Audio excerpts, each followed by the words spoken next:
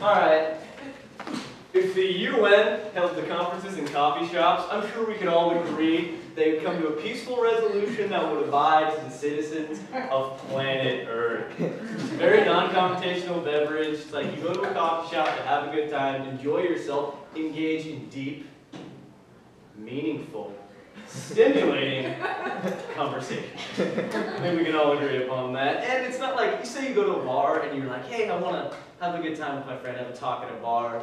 You might have a little too much to drink and end up going home with somebody who, you know, was pleasing to the eye then, but tomorrow morning may not be so pleasing. For instance, you want to hit the lights, please? This is what can happen if you have too much to drink. Whoa, nice. Okay. These are two guys. This is just a hypothetical situation.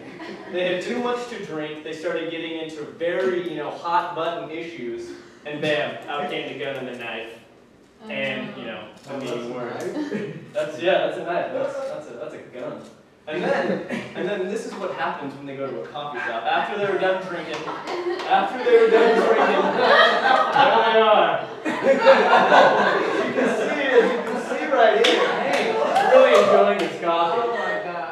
And you're supposed to be primitive, but now he's very civilized. And then down here, look how close they're getting. They want to do it every day. He feels that they should savor this moment. And then one thing leads to another. They have a few too many mochas, and bam, they're out of there. Can I get the lights again?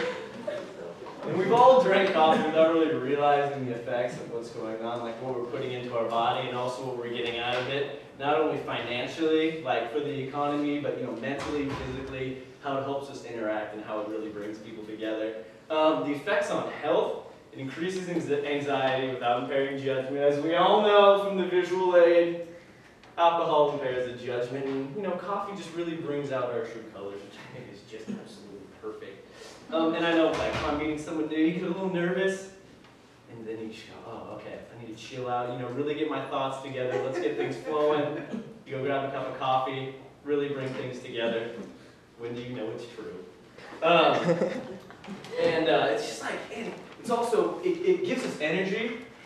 It gives us physical energy to keep ourselves going, and it also it helps our brain function at a higher rate. It's like we start speeding things up. That's why a lot of people drink coffee before a test. It speeds things up. It's like, hey, let's kick it into high gear. And then it really works out, especially for me. I know it works out. For my stepmom, actually, she was pregnant with my little brother, and she had my little brother, and she also needed to work because she had a business she was starting. Like, she started when she was pregnant, and she had my little brother, and she needed a way to function, like take care of her son and try to run a business at the same time. And she actually relied on coffee, like hardcore. And because she was quitting smoking, and so she needed a pick-me-up that was just so she started drinking coffee and just drinks it it's basically we have it on tap at the house. It's pretty nuts. And also, it's just in that, it helps the economy. Not only do people drink it and become more productive, but it also, it's like the trickle-down effect. It goes from the picker to the shipper or importer-exporter, to the coffee shop, to the person, to the economy, circulates within the economy. Like Leo said, local business, buying coffee, it not only helps our economy, but it helps the economies of third world countries. In India, one of the largest producers, of coffee in the world. Actually, most of their employees are paid under the table, so it was hard for me to get any actual numbers. But it's one of their biggest exports, which is huge. Which is we're helping support a country with over 1 billion people, and that's pretty nuts. And within ourselves, within our own economy and domestic and nationally, we're basically help support everybody, which I think is just great. And the thing is, it's just when you drink it, you're just yes, this is right. This is right. It doesn't even have to have caffeine in it. Just the taste of coffee to my lips. It's almost like I was supposed to be there. Like, I really wish they started making coffee-flavored lip gloss, even though that's not So, I mean, I don't know where I was going with that.